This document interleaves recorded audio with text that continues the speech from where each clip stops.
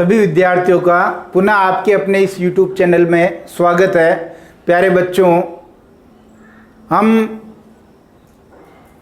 हिंदी अनिवार्य में चौथा जो चैप्टर है, आप समझ गए होंगे कौन सा चैप्टर है, रघुवीर सहाय।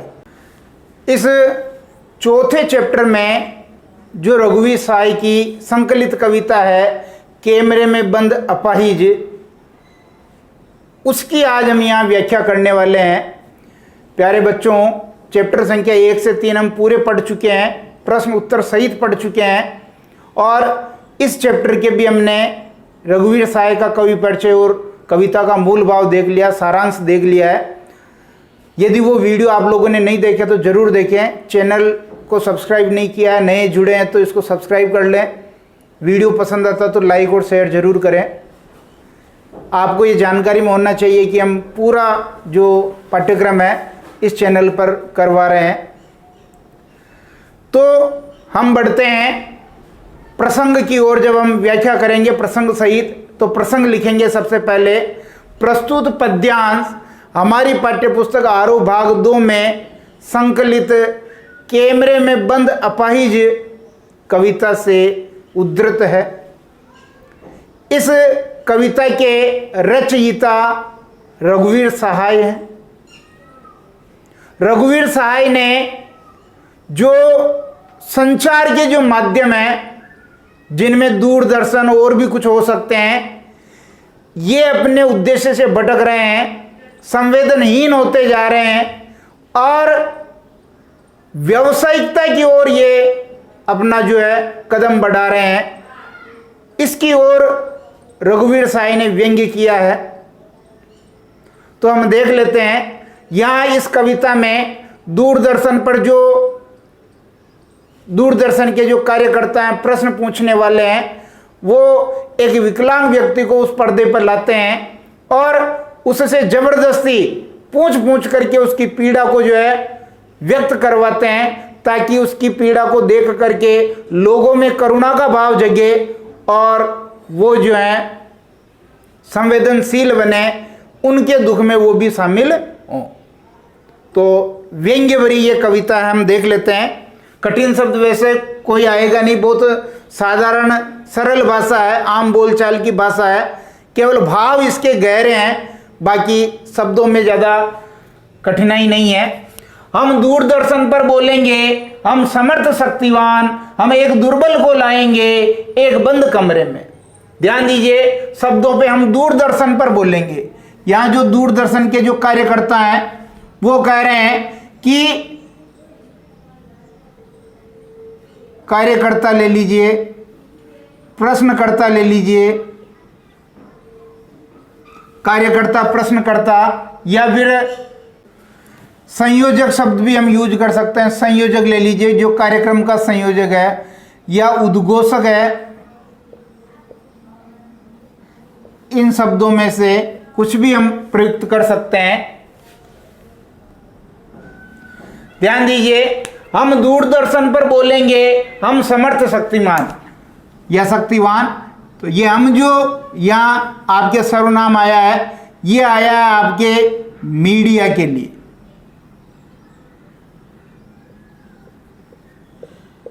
जो मीडिया है उसके लिए ये शब्द आया है, संचार के जो माध्यम है उनके लिए ये शब्द आया है। तो क्या कह रहे हैं कवि रघुवीर सहाय? कह रहे हैं कि दूरदर्शन पर एक विकलांग व्यक्ति को लाया जाता है और जो दूरदर्शन के जो कार्यकर्ता हैं, प्रश्नकर्ता, दूरदर्शन पर जो कार्यक्रम के संयोजक हैं, या फिर जो उद्घोषक है जो माइक पकड़ करके उद्घोषणा कर रहा है, वो ये कह रहा है कि हम दूरदर्शन पर बोलेंगे। हम इस सामाजिक कार्यक्रम के अंतर्गत, कार्यक्रम कौन सा प्रस्तुत किया जा रहा है?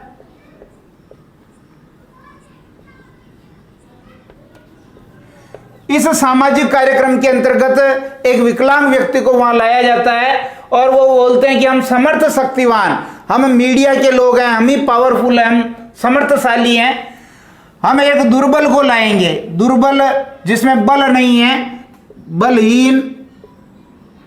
बलहीन कर सकते हैं, या फिर हम कर सकते हैं कमजोर। हम एक दुर्बल को लाएंगे एक बंद कमरे में, देखिए शब्दों पे ध्यान दीजिए, बंद कमरे में, ताकि उसके बारे में कोई दूसरा व्यक्ति सुने नहीं।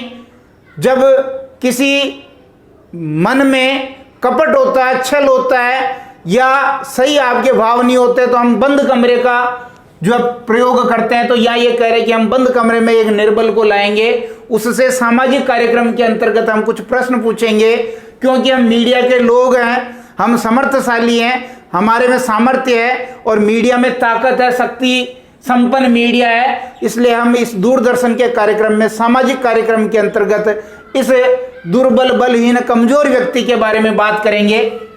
फिर क्या कह रहा है, उससे पूछेंगे तो आप क्या अपाहिज हैं? अपाहिज का मतलब यहां हो गया विकलांग।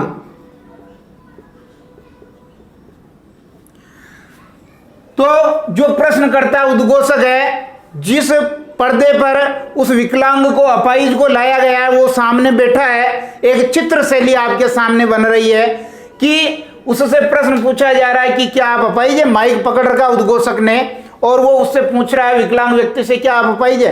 अरे भाई, उसको दिख रहा है, वो दिख रहा है कि वो अपाहिज है, लेकिन जानबूझ करके उसको पंच किया जा रहा है, उसको जो है प्रेशराइज किया जा रहा है, उसको दबाव डाला जा रहा है। और उससे पूछेंगे कि क्या आप अपाहिज है?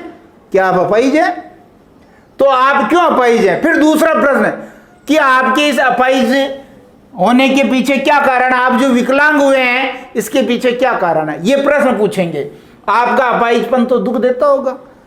अरे भाई, जाहिर सी बात है, दिख रहा है कोई आदमी विकलांग है, तो जाहिर सी बात उसको दुख मिल ही रहा होगा।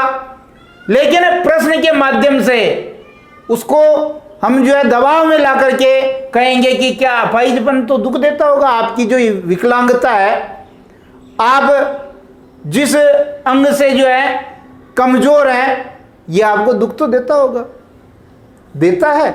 फिर देखिए भाषा, देखिए वो कहे देता है, हाँ निश्चित रूप से देता होगा। यानी इस प्रकार का भाव यहाँ प्रश्न शैली में इस उद्घोषक ने, संयोजक ने, प्रश्नकर्ता ने, या जो टेलीविजन के जो कार्यकर्ता हैं उन्होंने ये पूछा है। फिर वो कहेगा कि कैमरा दिखाओ इसे बड़ा बड़ा, हाँ तो बताइए आपका दुख क्या है, जल्दी बताइए, वह दुख बताइए, बता नहीं पाएगा। बार बार प्रश्न पूछ करके उस पर दबाव डाल करके उससे उत्तर जानने की कोशिश करेंगे। क्यों? क्योंकि इन सब का जो कारण है वो है व्यावसायिकता।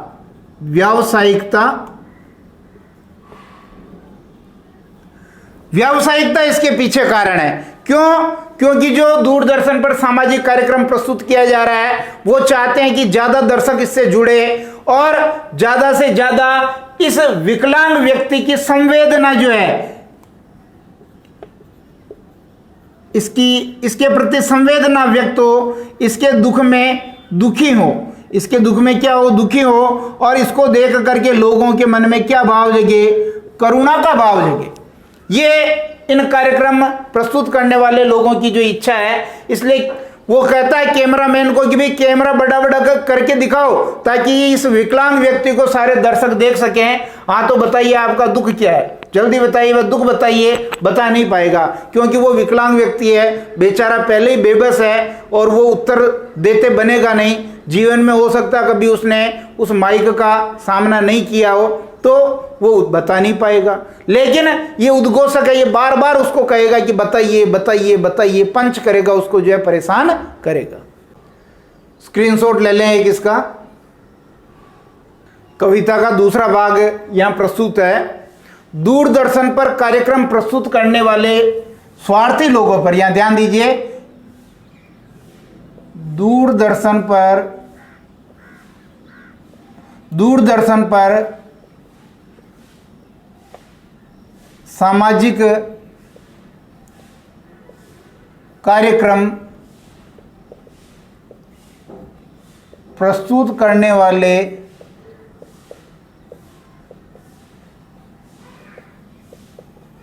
स्वार्थी लोगों पर व्यंग्य किया है, जो उस विकलांग व्यक्ति की संवेदना का व्यापार करते हैं। उस विकलांग व्यक्ति की संवेदना का व्यापार करते हैं। ये बहुत ही मूल चीज जो है ये इस कविता में आई है। और ये जो प्रश्न करता है, ये प्रश्नकर्ता कितना संवेदनहीन हो जाता है या संवेदना शून्य हो जाता है,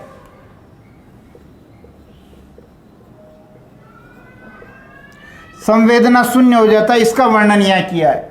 क्या कह रहा, देखिए, सोचिए, विकलांग व्यक्ति से प्रश्न पूछा जा रहा है, अपाहिज, क्या आप अपाहिज हैं, कब हुए, कैसे हुए, क्या दुख देता है। सोचिए, बताइए आपको अपाहिज होकर कैसा लगता है, कैसा, यानी जब वो उत्तर नहीं दे पा रहा है, विकलांग व्यक्ति जब उत्तर नहीं दे पा रहा है तो वो क्या कह रहे हैं, वो ये कह रहे हैं कि कैसा लगता है अभिनय, यानी कैसा लगता है, हम खुद इशारे से बताएंगे कि क्या ऐसा, यानी अभिनय करके वो प्रश्नकर्ता जो उद्घोषक है, जो संयोजक है, वो बताएगा कि क्या ऐसा लगता है, ऐसा लगता है, या अपने हाव भाव, अपने चेहरे को दुख में, अपने पीड़ा को जो है चेहरा बना करके, पीड़ामय बना करके उसको बताएगा कि क्या ऐसा लगता है अभिनय करके। क्यों? क्योंकि वो विकलांग व्यक्ति उत्तर नहीं दे रहा है। सोचिए, बताइए, थोड़ी कोशिश करिए, ये अवसर खो देंगे। अरे भाई, ये टेलीविजन के पर्दे पर ये अवसर मिला है, समय का जो एक निश्चित समय का एक निश्चित जो अवसर मिला है उसको हम खो देंगे। कहने का मतलब इस समय में हमें इस व्यक्ति को रुलाना है, इसकी आंखों में आंसू आने चाहिए, ताकि इसके दुख को देख करके जो दर्शक हैं वो भी अपने मन में करुणा का भाव लाएं, इसके दुख के साथ उनकी संवेदनाएं जुड़े। तो अगर ये रो नहीं पाएगा तो समय की कीमत है पर्दे पर, हम उस निश्चित समय में अगर इसको रुला नहीं पाएंगे तो हम वो अवसर खो देंगे। और अवसर कौन सा? लोगों में करुणा का भाव जगे, इसके लिए विकलांग का रोना जरूरी है। ये अवसर खो देंगे। आप जानते हैं कि कार्यक्रम रोचक बनाने के बाद से हम पूछ कर उसको रुला देंगे। इतने प्रश्न पूछेंगे कि अगर उसका जवाब नहीं दे पा रहा है वो, तो भी हम जो है उसको रुला देंगे। इंतजार करते हैं आप भी उसके रो पड़ने का। आप भी का मतलब यहां आया दर्शकों से। जो टेलीविजन के दर्शक हैं वो भी उस विकलांग व्यक्ति के रोने का इंतजार करते हैं कि वो कब रोएगा, ताकि उनके रोने के साथ उनका जो है करुणा का भाव जुड़ा होगा और वो दर्शक भी संवेदनशील हो जाएंगे। लेकिन यहाँ ध्यान दीजिए, ये जो कार्यक्रम प्रस्तुत करने वाला है वो उस विकलांग व्यक्ति से प्रश्न पूछता है और इस हद तक चला जाता है, उसको दबाव में ला देता है कि खुद संवेदनहीन या संवेदना शून्य हो जाता है। क्यों? क्योंकि उसके दिमाग में तो केवल कारोबार है, केवल व्यवसाय है, केवल बिजनेस है। इसलिए वो चाहता है कि उसका कार्यक्रम सुपरहिट हो जाए, इसके लिए वो दबाव बनाता है, उसके रो पड़ने का करते हैं और ये प्रश्न पूछा नहीं जाएगा, क्योंकि ये पूछने से उस टेलीविजन के पर्दे पर जो लोगों की जो असलियत है वो सामने आ जाती है। इसलिए प्रश्न पूछा नहीं जाएगा, केवल समझने के लिए है कि वास्तव में दर्शक भी इस बात का इंतजार कर रहे होते हैं कि वो विकलांग व्यक्ति कब रोएगा, कब अपनी व्यथा सुनाएगा और कब हम उसके दुख को सुन करके, उसके दर्द को सुन करके हम भी जो है दुखी होंगे, करुणा का भाव हमारे मन में जगेगा, संवेदना का भाव हमारे मन में जगेगा। एक स्क्रीनशॉट ले लें इसका। तो रघुवीर सहाय ने दूरदर्शन के पर्दे पर उस विकलांग व्यक्ति की व्यथा, उसकी पीड़ा को उजागर किया है, जिसके साथ ये दूरदर्शन के कार्यकर्ता उसकी संवेदनाओं का व्यापार करते हैं, उसकी संवेदनाओं के साथ खेलते हैं। अपने स्वार्थ के कारण, अपने उस जिद में वो संवेदनहीन या संवेदना शून्य हो जाते हैं। इसका वर्णन यहाँ किया है।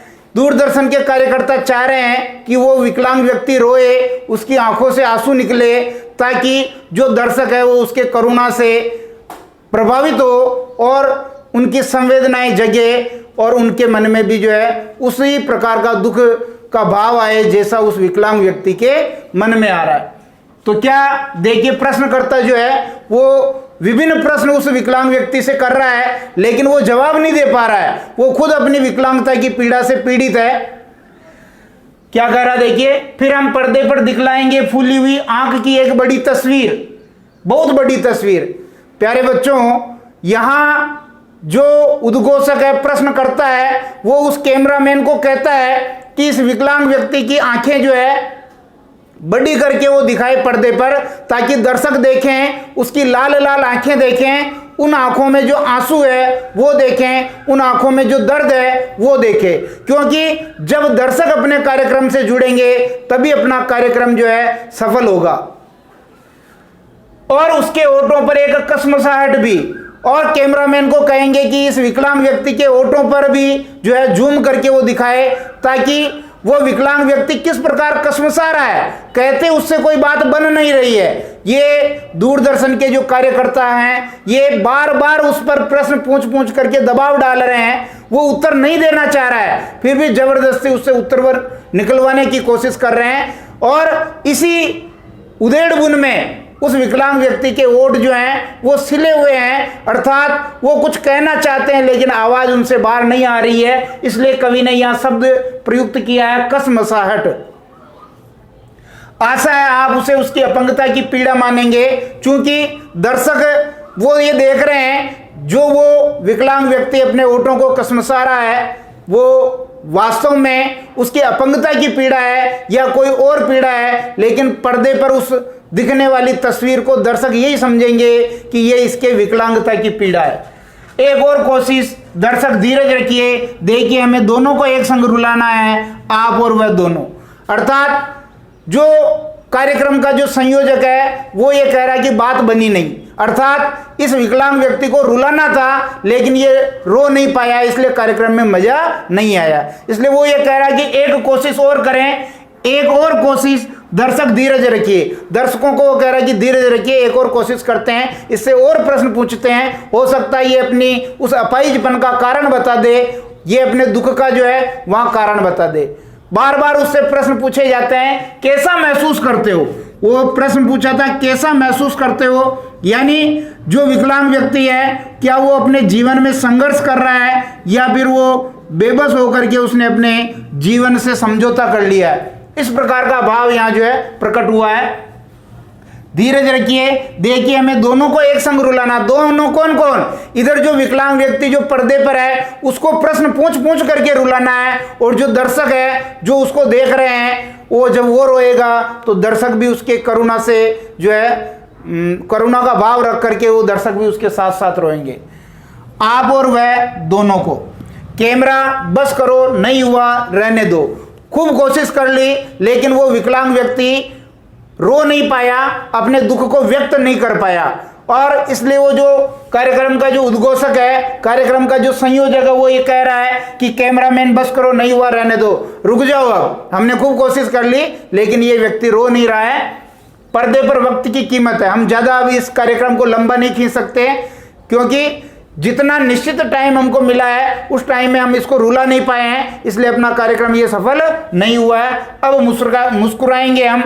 आप देख रहे थे सामाजिक उद्देश्य से युक्त कार्यक्रम, बस थोड़ी कसर रह गई, यानी कसर रह गई फिर भी कार्यक्रम में। अगर वो विकलांग व्यक्ति रोता, उसकी आंखें सूज जाती और आंखों से जो आंसू निकलते, यदि ऐसा चित्र उस पर्दे पर आ जाता तो कार्यक्रम सफल हो जाता। इसलिए रघुवीर साय ने यहाँ उस विकलांग व्यक्ति की संवेदना के साथ जो व्यापार किया जा रहा है, और ये व्यापार केवल टेलीविजन पर नहीं है, आज जितने भी हम संचार के साधन देख रहे हैं सब में इसी प्रकार का व्यापार हो रहा है। और यही क्यों, जो व्यक्ति किसी भी संवेदना का जो व्यापार करता है वो सारे इसी वर्ग में आएंगे, वो सब स्वार्थी व्यक्ति होते हैं। तो प्यारे बच्चों, निश्चित रूप से ये कैमरे में बंद अपाहिज कविता आपको समझ में भी आई होगी, और इसमें मूल भाव क्या है कि जो आज संचार के साधन है वो व्यावसायिकता की ओर बढ़ रहे हैं, वो मूल उद्देश्य से भटक गए हैं। इस सामाजिक कार्यक्रम में भी वो ये चाहते हैं कि ये विकलांग व्यक्ति रोए और इसके रोने से दर्शक प्रभावित हो। अब हम एक नज़र इसके विशेष पे डाल देते हैं कि कौन कौन से विशेष के बिंदु आए हैं। उससे पहले आप इसका एक स्क्रीनशॉट ले लें। रघुवीर साय की जो एक कविता थी कैमरे में बंद अपाहिज, जिसमें संचार के जो माध्यम है उनके जो व्यावसायिकता का भाव बढ़ता जा रहा है, उसके ऊपर व्यंग्य है। एक बार हम विशेष पर नजर डाल देते हैं कि रघुवीर साय की भाषा सरल है, सहज है और आम बोलचाल की है। खड़ी बोली हिंदी का प्रयोग है। मुक्त छंद का भी आप प्रयोग कर सकते हैं। कौन से छंद का प्रयोग है? मुक्त छंद का यहाँ प्रयोग किया गया है। कविता प्रश्न शैली में लिखी गई है, क्योंकि जो कार्यक्रम का जो संयोजक है बार बार उस विकलांग व्यक्ति से प्रश्न पूछ रहा है। अनुप्रास अलंकार का भी प्रयोग है। टेलीविजन कार्यकर्ताओं व संवेदना का व्यापार करने वालों के प्रति व्यंग्य का भाव है। हर उस व्यक्ति के प्रति व्यंग्य किया कवि ने जो संवेदना का व्यापार करते हैं, अर्थात वे संवेदनहीन हो गए हैं। मतलब उस विकलांग व्यक्ति से ऐसे प्रश्न पूछे जा रहे हैं, प्रश्नों का दबाव बनाया जा रहा है और उन्होंने इस प्रश्न पूछने के चक्कर में अपनी संवेदना को भी खो दिया है। करुणाजनक दृश्य है, चित्रात्मक शैली है, कविता में नाटकीयता का भी भाव है। कवि ने असहाय व्यक्ति की पीड़ा के साथ संचार के जो माध्यम है उनके संबंध को भी रेखांकित किया है। निश्चित रूप से ये वीडियो आपको पसंद आया होगा। यदि वीडियो पसंद आता तो लाइक करें, शेयर करें और इस चैनल को यदि सब्सक्राइब नहीं किया तो ज़रूर करें। शीघ्र ही हम इस कविता के जो पाठ्य पुस्तक के प्रश्न उत्तर हैं उनके साथ मिलेंगे। तब तक के लिए बहुत बहुत धन्यवाद।